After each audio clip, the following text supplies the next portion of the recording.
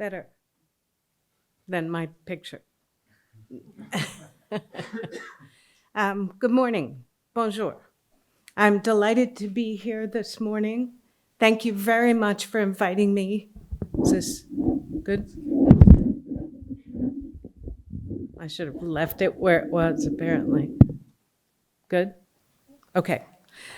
So I would really like to start by saying when I was invited, when I first received the invitation from Umama and Ayub and Sophie, we had a lovely conversation.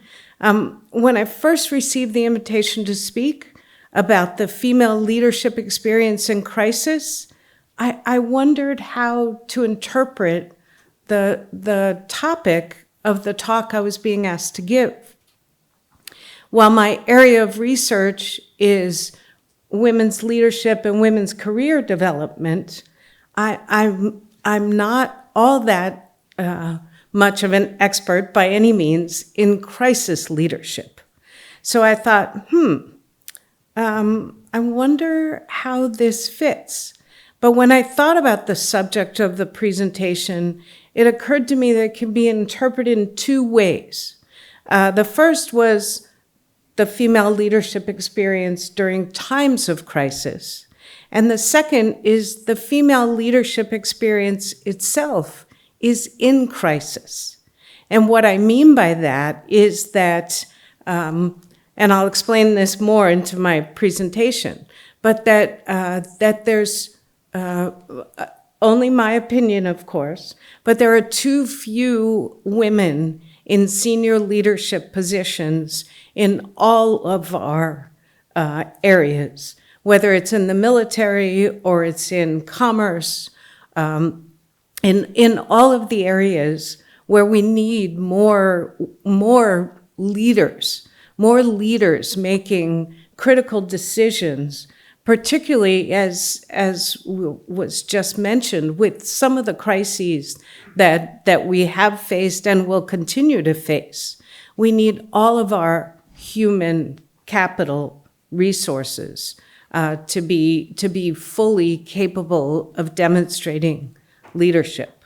So I'm going to approach my talk from both of those positions, and I'm very much looking forward to the conversation after to hear what other people think.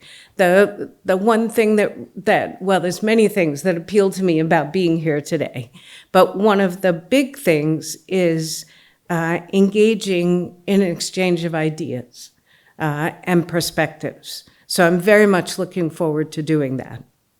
So during my talk, I hope to engage you in discussion, so I'm just not talking at you for however much time I have to talk.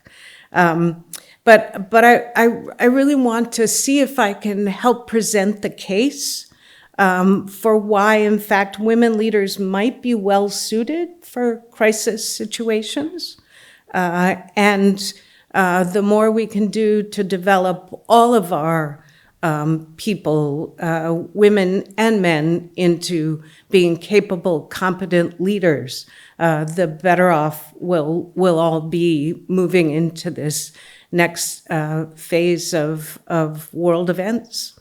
So with that, let me briefly tell you what I'm hoping to do. I really want to talk a bit about what is effective leadership versus successful advancement. Because often when we talk about leadership, we think leadership means you're at this high level. Well, having people at high levels in leadership is always important, but you can lead from wherever you are in an organizational system. So thinking about what effective leadership looks like, and also what does it take to advance in an organizational system, whether it be the military or it be in industry or in banking, what does it take to advance? So I want to get your thoughts about that. I also want to present a little research about the current context for women leaders, what the world looks like for women in leadership these days. Bring in some of the research that I've recently looked at around crisis leadership and women and how they may or may not fit well. And then talk about how do we develop more women leaders in all of the realms in which we engage. So I hope my translation is even remotely close. So I have two questions that I would like you to think about. So I want to give you about 5 or 10 minutes. Turn to the people or persons sitting next to you and share your thoughts on the following. I will leave you to read the French. I will not even try to pronounce it myself. What does effective leadership look like to you? And what are the characteristics of people you see advancing to senior leadership roles? So take a minute or two to think about these two questions, and then please, I would like you to share with each other, and then I'll ask for a few comments.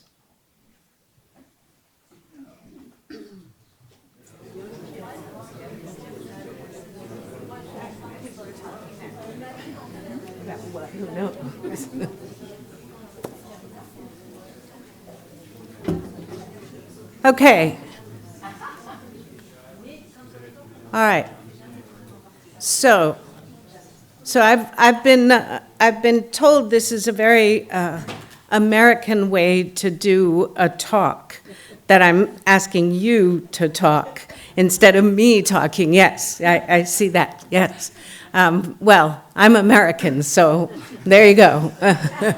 You've already warned me it may be hard to get people talking, but see, you did talk, so that's good.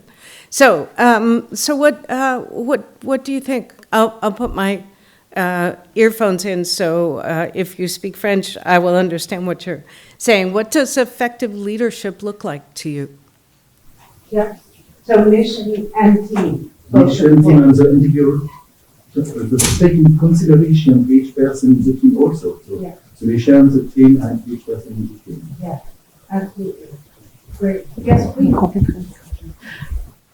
Effectivement, tout à fait d'accord avec la mission. C'est vrai qu'après nous, on parle également du fait d'avoir une vision, de savoir la partager et donc de savoir la partager de sorte que les membres après puissent adhérer à cette vision et que certainement c'est ce qui donne du sens en fait, notamment en situation de crise où des fois on peut arriver dans des situations où on a l'impression d'avoir une perte de sens, de garder ce cap-là en fait sur la vision, enfin c'est sur la mission. Enfin, je rejoins. Oui. Je suis en phase et puis j'interviendrai dessus. Enfin, ça fait partie du témoignage qu'on peut amener du point de vue des collectivités territoriales sur ce que la crise a pu amener. Je pense que ça dépend des moments. Il y a la question aussi sur la question du leadership, vous l'avez dit, de vision, de fédérer, de partage. Ça peut être question de la manière dont on va prendre les décisions, mais il y a une question de temps. Qu'est-ce qui est dans le temps immédiat et peut-être on en parlait sur les pompiers, puisque j'ai travaillé aussi avec des pompiers. Il y a la question de l'opérationnalité immédiate, et puis il y a la question du temps long, et que la succession de crises, monsieur, vous parliez des crises qu'on va connaître, la multiplicité des crises, y compris les crises climatiques qui s'annoncent. Donc, il y a toutes ces questions-là, et je pense que le leadership efficace, c'est la capacité d'aller mobiliser les ressources, ses propres ressources pour un dirigeant, enfin moi je parle de ma place à moi, mais celle aussi de ses équipes, et de pas être omniscient et d'aller chercher ça et de partager peut-être aussi le fait qu'on ne sait pas tout et que on doit enfin en tout cas je dirais comment nous on a réfléchi à la chose de tout à l'heure d'où je vais parler, mais il y a aussi une capacité de dire qu'on ne sait pas tout et qu'on assume de ne plus tout savoir. Et moi dans le milieu d'où je viens, c'est pour des dirigeants territoriaux ou des dirigeantes, c'est nouveau. Et peut-être que là, on y viendra tout à l'heure, peut-être que là, les questionnements qu'on peut avoir autour du leadership au féminin amènent des choses. Mais bon, je veux pas dévoiler. Sinon, madame dit tout, donc c'est bon, je peux repartir à Youm. Vous avez encore 30 minutes pour développer, donc... il me semble que... Oui. notre interview. L'amiral, je sens bien que... Juste un mot pour juste une citation de Paul Valéry qui dit un chef, c'est celui qui a besoin des autres.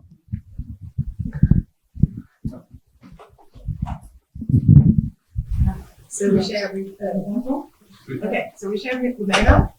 And so to answer your question, what are the characteristics of This one's better? Okay, thank you.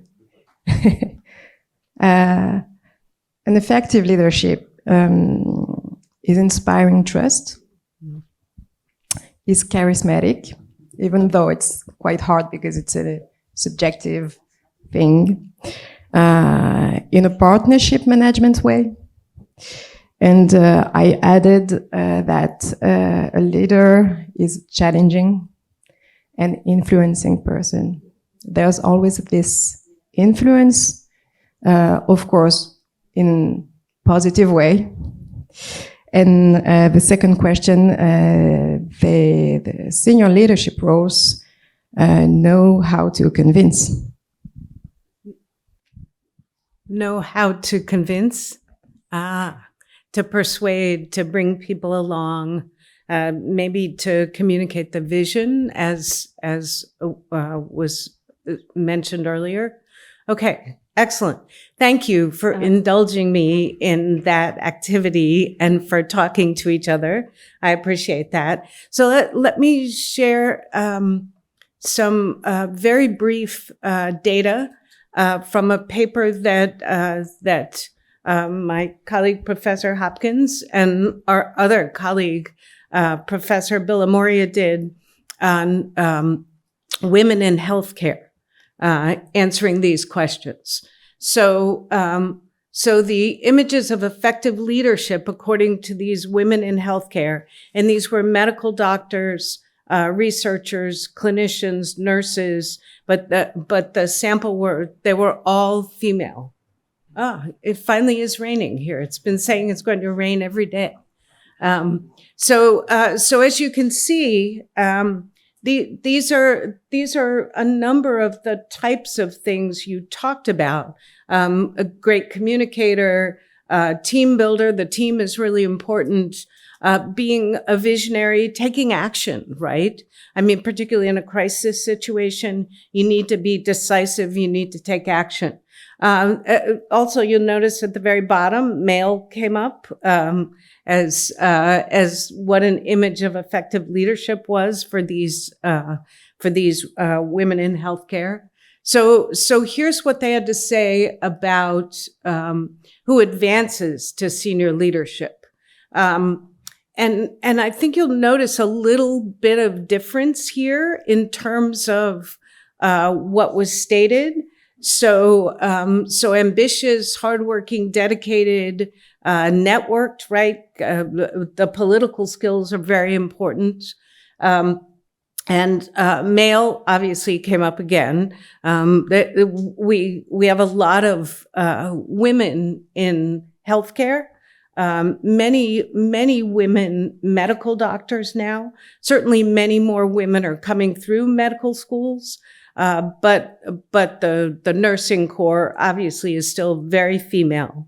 And nurses, unless they're at senior levels, nurse leaders, are typically not senior leaders in a hospital system. We've also written a couple of recent book chapters on nurse leaders and sort of leading in a healthcare situation, which obviously is it's life or death there, like the military as well. So, but we noticed that there was some difference here in terms of the characteristics of people who advanced were more sort of me-centered or individual-centered. The images of effective leadership were much more team and other-centered, more visionary, more bringing people together, bringing people along. I've also been teaching in a women's leadership program at Case Western Reserve University, where we did our PhD work. And so I've been collecting some of this data over these last couple of years, asking these same questions. So here's recently what's come out. Has emotional intelligence, a lot more people are talking about the importance of emotional intelligence to manage teams, to convince people, to bring people along, to be visionary, motivating, communication, right? It's always critical. Who advances, again, mostly men came up, even in these last couple of years. And this was women in commerce, women in the medical field, women in nonprofits, sort of government agencies. But taking charge, being confident, politically savvy, those things are all very, very important. And also the notion of having executive presence, which typically gets identified as owning the room, right? You walk in and you own the room, which is kind of a gendered construct. But I'll talk about that in a minute. Okay, so let's talk about some current status of women leaders. So there's been progress, obviously, and not nearly enough progress, but there is progress. There are more women in senior leadership now than there have been in the past. Hopefully we'll continue to advance that and not see it go backwards. But when we think about senior leadership and getting more women in particular in positions of senior leadership, these are some of the places that we look to for the role models that can help us see that there has been progress, that women are advancing, that women do have much to offer in these different areas. So I'll give you a minute to absorb this. This is McKinsey does a study every year, and they're partnering with Lean in the past few years about where people enter an organizational system, and you can see the pipeline diminishing particularly for white women and women of color. So entry level, hopefully this pointer works. No. So entry level, you can see white women and women of color, 30 and 17%, till it gets down to the other end, 20% in the C-suite, and 4% for women of color. So you can see that that we do have many more women entering the workforce, but not getting into the senior leadership levels. And obviously the pipeline for men just grows bigger. Although for men of color, not so much. For white men in particular, it continues to grow. So again, there has been progress.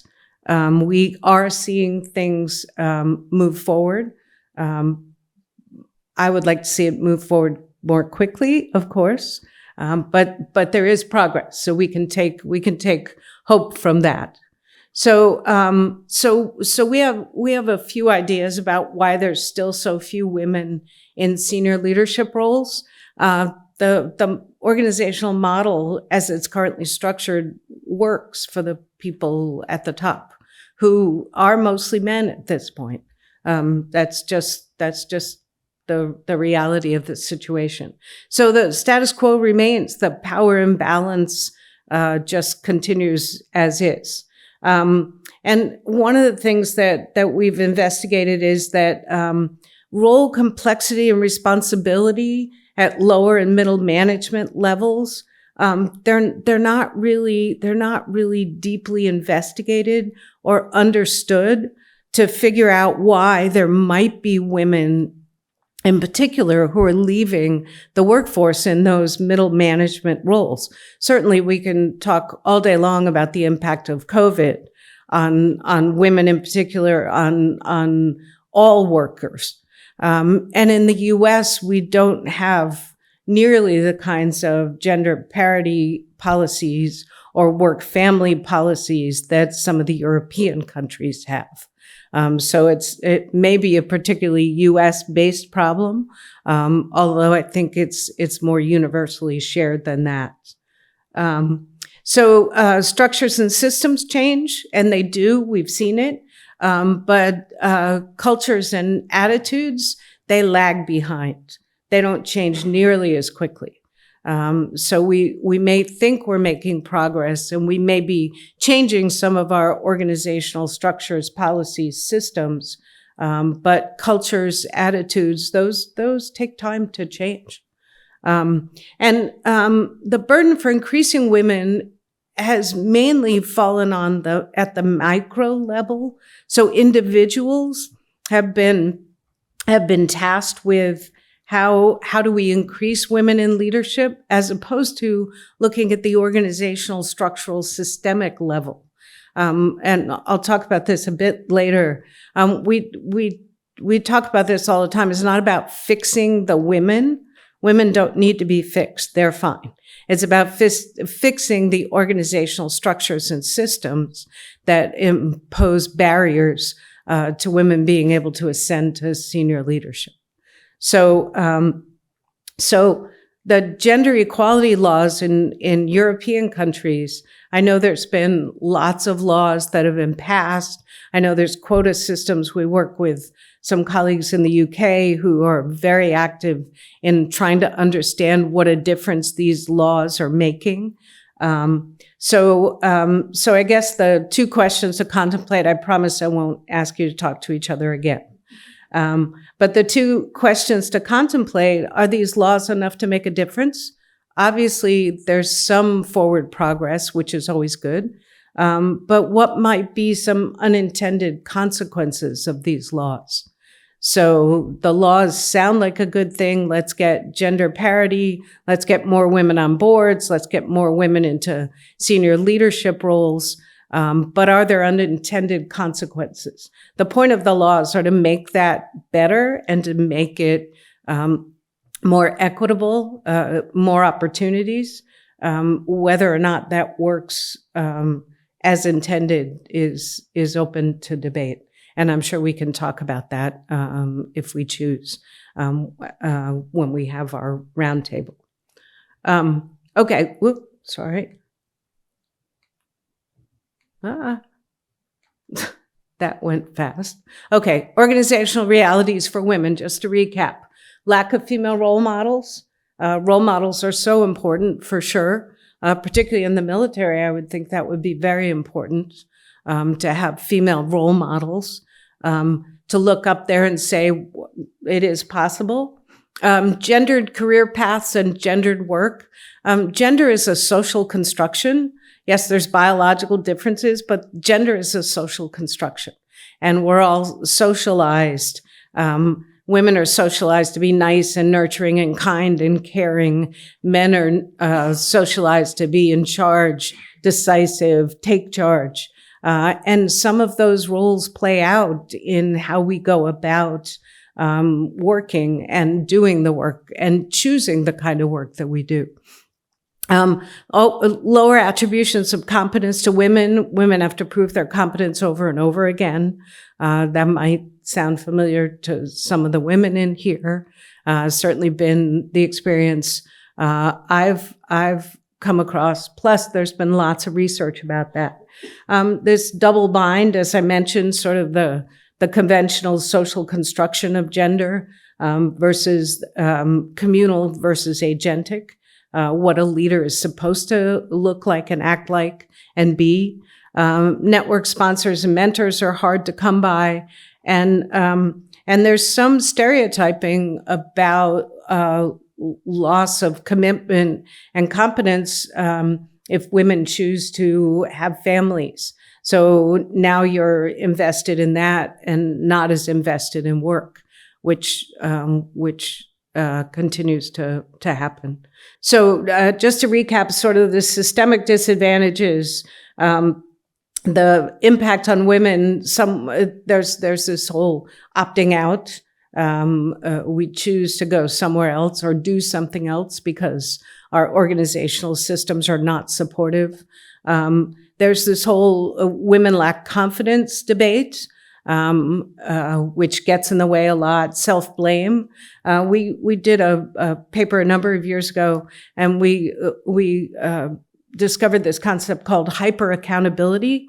So the system was sort of stacked against these women, and it was a large food service company, global company, and they continued to say that it was them, that they were the ones that decided not to continue to advance, not to move up, instead of looking at the structural systemic. So they were hyper accountable for not advancing farther in the organizational hierarchy, which was sort of a fascinating, it was almost like they were excusing the organization or giving the organization reasons that they weren't holding it against them, that they were not advancing.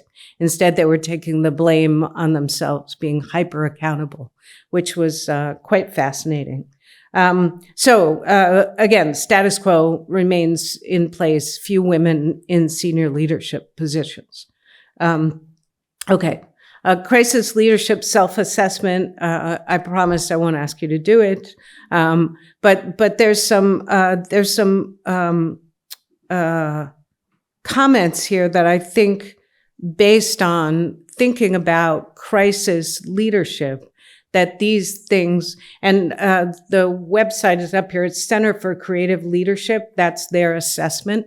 So just thinking about where you fall on each of these, resiliency obviously comes up, mental toughness, decisiveness, competence. I develop caring relationships, empower, equip, and enable employees, maintain calm. I mean, certainly it's important to maintain calm in a crisis situation. Nothing worse than the leader losing their mind. Then everybody else loses theirs as well. So, and I have copies of this I can share if you would like. So let's talk about leading in a crisis. Again, my area of expertise is women in leadership, women in career development. But what I know from research about leading in a crisis, reducing emotional stress, really important. Listen to what's being said as well as what's not being said. Project hope. We talked about having a vision, bringing people along, being able to convince people, connect into what's important to people. We have sort of an acronym that people use in the U.S. You may use it here.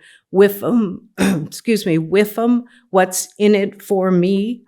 WIFM. So if you can help people convince, I think was the word that you used. If you can help people understand why it's important for them to move in a particular direction and bring them along, and how it will help them to do so, then you have a much better chance of getting people to come along with you. So dealing with uncertainty, creativity, adaptability, flexibility, compassion, and empathy kept coming up when I was looking at what are the characteristics that are so important for leading in a crisis. Obviously, decision-making. We talked about uncertainty, the speakers this morning, about the uncertainty of the world we currently live in and how it's only going to grow, particularly with climate change, the climate crisis, what that will entail moving forward. We have to be agile in decision-making, and we also have to care for people in the process. So I'm wondering, and again, this is a question to pose for you to think about, are women uniquely suited for leading in a crisis? Now, again, I'm not talking about all men are this and all women are this. We are not monoliths on either side. But a lot of the research that's been done on women in leadership suggests that that women lead a bit differently, perhaps, than men lead. They lead more democratically, participatively. They're less likely to be task-oriented, autocratic, or directive. Paying attention to the task is very important, obviously, particularly in a crisis. How you go about doing that makes a difference. You want to do that in a way that brings people along and that helps them feel like they know where they're going and that they believe that you can help them get there. Leadership traits empirically noted to be more associated with women have been highly valued in the pandemic in particular. There's been lots of research that's been done in the last 2 years since we entered the COVID crisis about the types of compassion, empathy, ways of leading that's been more associated with women. So in general, women are more communicative than men, better at multitasking, less self-focused, more self-aware, humble, and empathetic. Again, not that men aren't. I don't want to make anybody upset in here, but in general, these are tendencies. And these are tendencies that have been documented in research, empirical evidence. So, less inclined toward overconfidence. In fact, there's some research that shows that women are less confident than they should be. There's a particular study that shows that women will apply for a job when they feel they meet 120% of the job characteristics, and men will apply for that same job when they feel they meet 60% of those job characteristics. So overconfidence, underconfidence, you can decide. But and I'm giving a citation to our afternoon colleague, Professor Hannah, who suggested that hubris, short-sightedness, and excessive risk-taking can be very dangerous in a crisis. And women, since they're less inclined toward overconfidence, we might expect that they would not automatically go there. Encourage participation, collaborative relational style of leadership, we talked about leadership presence as not only self-confidence, but self-efficacy. So confidence is one thing, but if I believe I can do something, that's self-efficacy, and that's also equally important. Influence and authenticity, again, are important to bring people, organizations, and communities together, particularly in a crisis. So thinking about examples of leading effectively in a crisis, I have a couple of examples of women, particularly the Prime Minister of New Zealand and the Prime Minister of Norway during COVID. When COVID first happened, shutdowns had to happen. They were both talked about as really demonstrating leadership in a crisis that was not only decisive, but compassionate, caring, empathetic, really took care of their people at the same time that they were taking care of doing what they needed to do. So I think these are two good examples of relating to their constituents in ways that made a huge difference. So to summarize, I appear to be losing the room already. So no, I'm kidding. It's okay. To summarize, women have a tendency, again, to do more of this. And so offering hope for the future, again, that vision piece is so critical to be able to move people in the right direction. The relationship piece is critical to focus on relationships, care for the team, demonstrating empathy, et cetera, is also really important. So I guess the question to think about is how do we move forward from here, given the crises that are likely only to grow in the future? How do we optimize all of our leadership positions so that we can take full advantage of everyone stepping up into leadership roles and leadership when we're going to need them so much more in the future. So as I said before, we could fix the individual. We could focus on women. Let's develop women. Let's train women. Let's give women more college degrees. Or we could fix the organization, which is the policies, practices, structures, mindsets. Or we could fix the environment, societal expectations, behaviors, legislation, some of which is happening in the EU. And so too much of a focus has been on the fixing the individual in the past. There's more moving toward fixing the organization. We also need to move toward fixing the overall environment and the societal, cultural expectations, attitudes, and perceptions. So these are some ways that we believe developing women leaders can be approached from a structural, political, or cultural perspective, and sort of focusing on all three of these at the same time is the most appropriate and the most effective way to continue to get more women in leadership positions, more senior women leaders, so that we'll have more role models out there, so that more women will want to take on leadership roles and leadership positions, instead of saying, yeah, that doesn't look like anywhere I want to go. And Heidrick and Struggles did a recent report on some of the gender parity. And they're suggesting that companies that act quickly, invest in DEI, and engage their leaders in driving change will be best positioned to become talent magnets. And particularly in the States, at least, there's a lot of call for more people to be in more roles, in more positions of leadership.